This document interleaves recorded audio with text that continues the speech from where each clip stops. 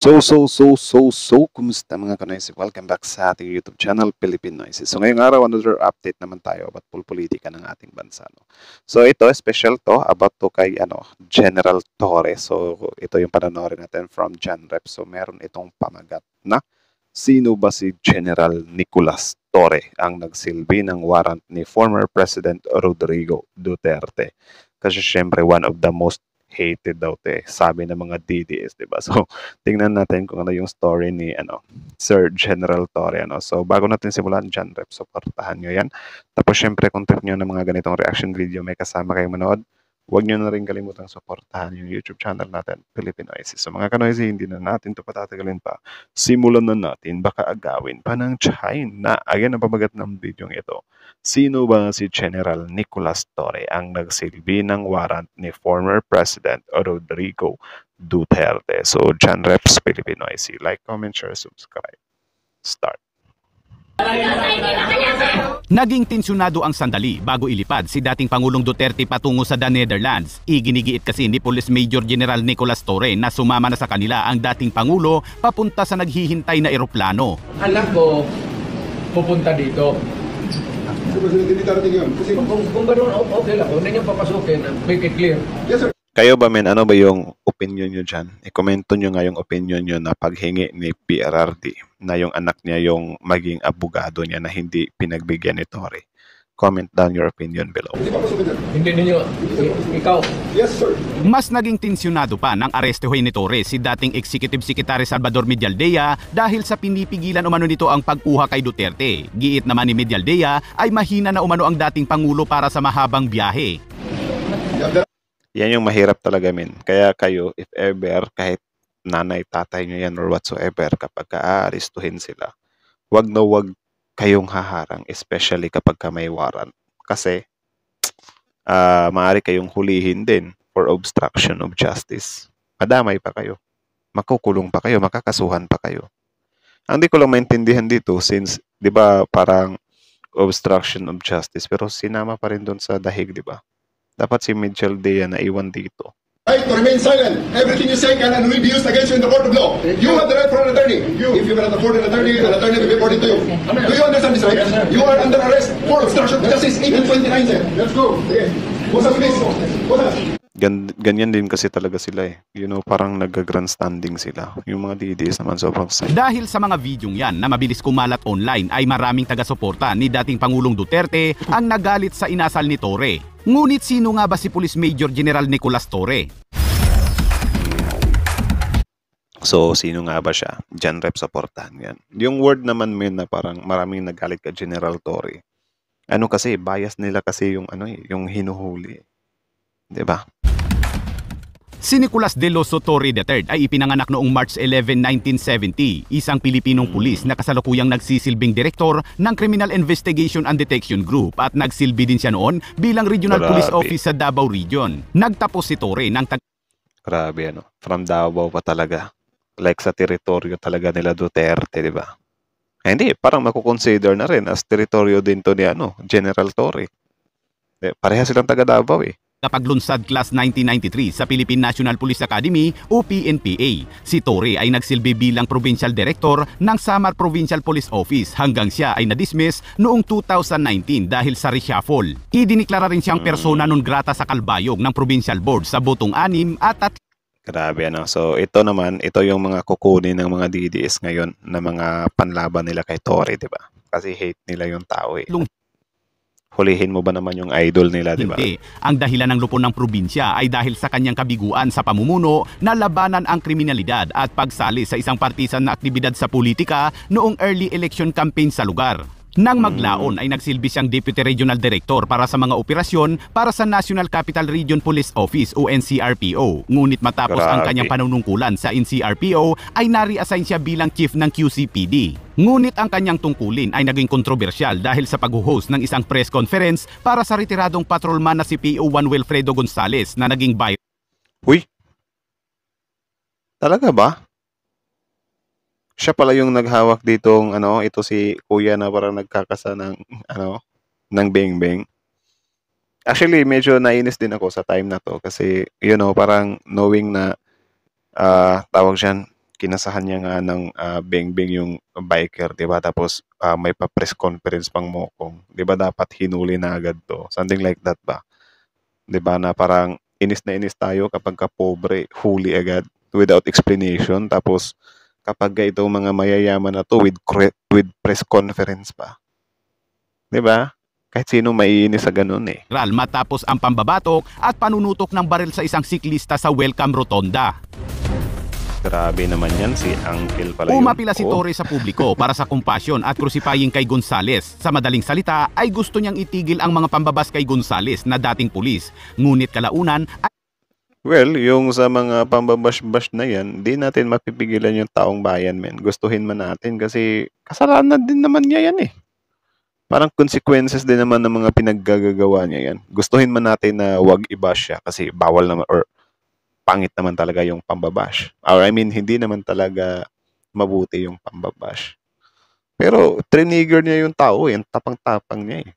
Kinasahan niya ng bing-bing ba naman, di ba? ay tila nakapag-isip-isip ito kaya't humingi siya ng paumanhin sa pagbibigay umano niya ng VIP treatment kay Gonzales. Inakusahan din si Torre ng abogado ng siklista na si Raymond Fortun na nag-text umano siya sa abogado na ibasura ang kaso laban kay Gonzales. Ang ginawang ito ng pag-text sa abogado ng siklista ay binanggit ng abogado sa publiko, ngunit itinatanggi nito ang akusasyon. Ngunit sa huli, dahil sa kahihiyan at alam niya sa sarili niyang may nagawa siyang mali, ay naisipan na lang nitong mag-resign bilang hepe ng QCPD kaya't pinalitan siya Nako. So admitted pala siya. Okay. Ni Brigadier General Rederico Maranan. At ilang buwan ang nakalipas, siya ay nare-assign muli sa Davao Regional Police Office noong June 16, 2024 bilang acting director at doon ay nangako siyang ipapatupad niya ang 3 minutes response na nagawa umano niya sa QCPD. Nagawa namin sa Quezon City ang 3 minutes response. So I'll be trying to replicate it here in we can achieve na pag kayo ay nagdial ng emergency hotline number namin, we can be there beside you within 3 minutes. Kilala din si Torres sa pangunguna sa pag-arest. Ito yung mahirap sa sa mga nagtatrabaho sa gobyerno natin kasi meron na silang mga issue pero nakakabalik pa rin sila sa serbisyo. Bakit ganun? Samantalang yung iba naman, mga ordinaryong tao lang, walang mga koneksyon, walang mga kapit, normal na tao lang, mahirapang pumasok ulit. 'Di ba? Like parang nakaban na sila forever. Parang gaya nung yung police na vlogger na pinag-iinitan si PBBM. Dati na pala siyang may issue sa neuro ata yun, something like that. Tapos kasi may short temper daw. Tapos ngayon nakabalik naman. Tapos ngayon inuulit na naman yung pinaggagawa niya. 'Di ba? Yung dati, yung kay Nuesca, yung police na ng beng-beng na mag-ina dahil sa boga, 'di ba? Marami ng mga violation, marami ng ginawang kasalanan, tapos pinapabalik pa rin sa serbisyo hanggang sa ang ending nakatsugi ng mag-ina, 2 tao dahil lang sa boga. Diba? Ewan ko, bakit ganun? Ito kay Pastor Apollo Kibuloy mula sa Kingdom of Jesus Christ compound sa Davao City dahil sa pagbarikada ng mga pulis na nagresulta ng standoff. Ngunit kalaunan ay voluntaryong sumuko si Pastor Apollo Kibuloy. Sa isang pagdinig sa Senado, napilitan si Torre. Ang galing, no? Voluntaryo. Voluntaryo na lang yung pinalabas nila kasi wala na hindi na makakatakbo eh. Inaaminin na naghukay sila ng butas sa KOGC kung saan nag-hire umano sila ng mga inhenyero at arkitekto na pinasuot nila ng uniforme ng PNP para makapasok sa lugar. Matapos maaresto si Kibuloy sa pangunguna ni Torre, siya ay itinalaga bilang direktor ng Criminal Investigation and Detection Group at siya rin ang inatasan upang ipatupad ang warrant of arrest ng ICC para kay dating Pangulong Rodrigo Duterte bago ang kanyang So parang talaga to, men, expected na talaga to na kapag mababa or bumaba na sa pwesto yung admin ngayon, automatic talaga to. Itong nangyayari kay Bato, parang masisame lang din dito kay Torre. Kaso lang ang kay Torre, iba yung sa kanya kasi yung kay Bato is parang I think pasok ba sa crime against humanity si Bato, men? Diba? Kay Torre kasi is more on yung way of pagpapatupad niya lang. 'Di ba? Wala namang chinugi siguro si Torre, 'di ba? So parang hahabulin pa rin si Torre. Hindi nga lang ganoon kabigat kaya ng kay Bato. Kasi 'di ba parang tinakot si Torre ni PRRD na parang kapag ka, bumaba ka sa pwesto, ewan ko na lang sa'yo. Extradition sa dahig noong March 11 na sa araw ding yun ay birthday pala ni Torre. Naging matindi ang mga banta o pambabas kay Torre sa social media dahil abusado umano ito at astang makapangyarihan. Pero ayon kay Torre, Well, Talaga ba? Birthday niya? Yung pag-aaresto kay PRRD? Wait lang. na sa araw ding yun ay birthday pala ni Torre. Nagtasan upang ipatupad ang warrant of arrest ng ICC para kay dating Pangulong Rodrigo Duterte bago ang kanyang extradition sa dahig noong March 11 na sa araw ding yun ay birthday pala ni Torre. Naging Grabe, ano? Yung paghuli niya kay PRRD, FPRRD, birthday niya. Siyempre, parang naano siya ba, mag-birthday sana ako, bakit ngayon ka pa umuwi? So, parang ganun ba? Parang naka-on duty tuloy siya kahit birthday niya. So, hindi siya nakapag-shot-shot. Ngayon, ang ganti niya, dyan ka sa dahig mag-birthday.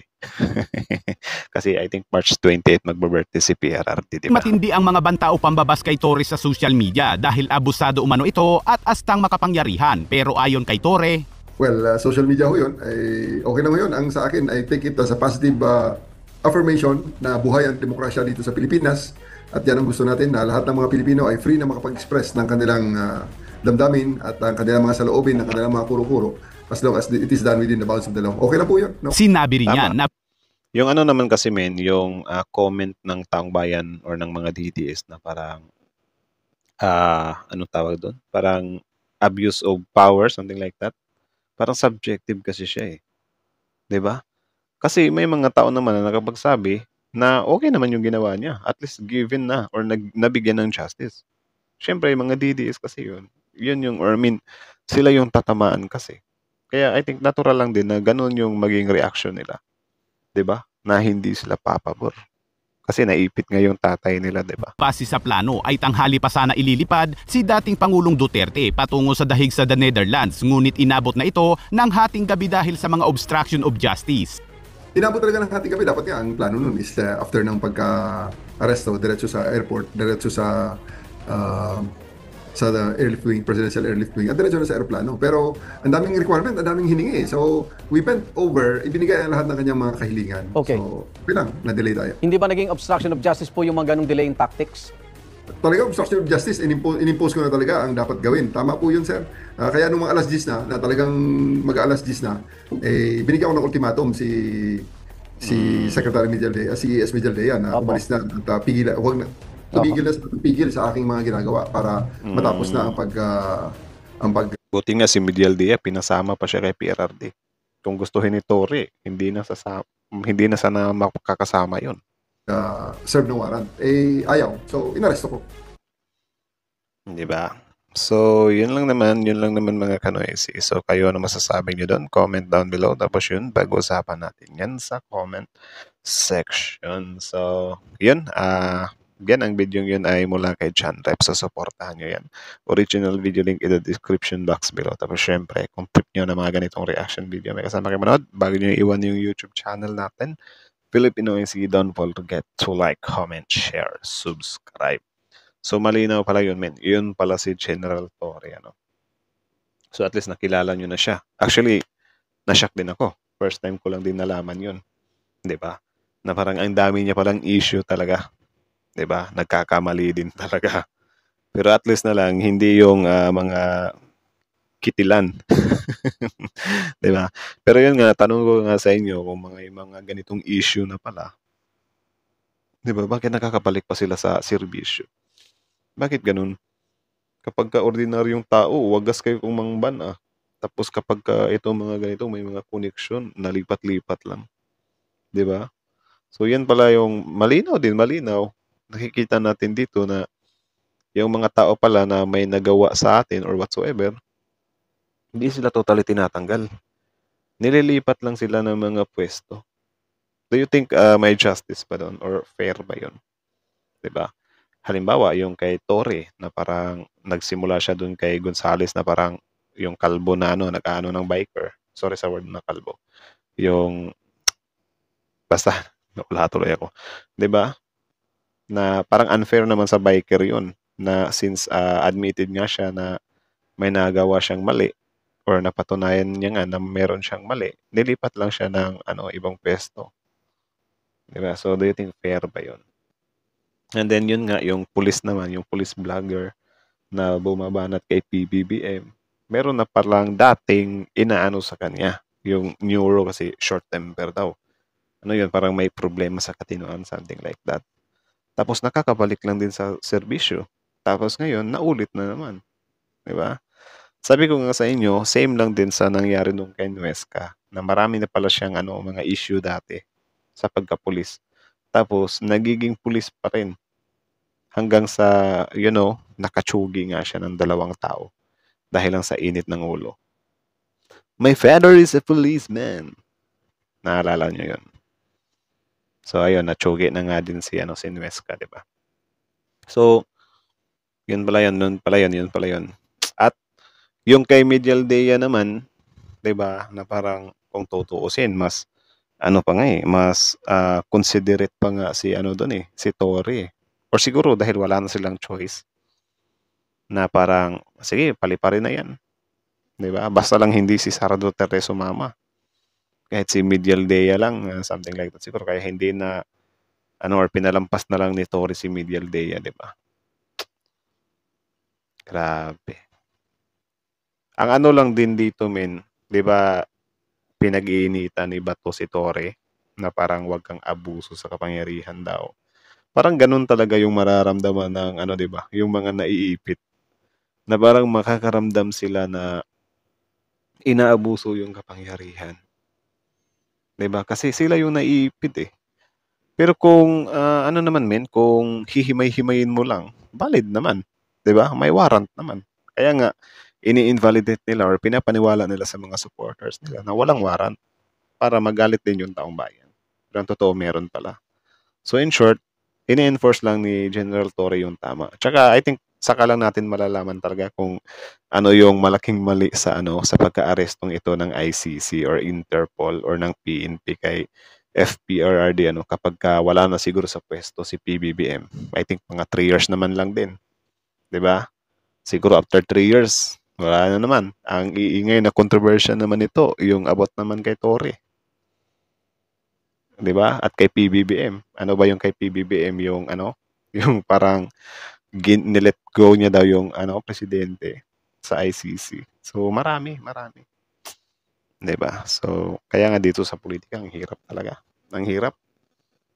Kahit nasabihin nila na hindi siya politicizing, parang malabo meron talagang halo Di mo talaga maiiwasan 'di ba?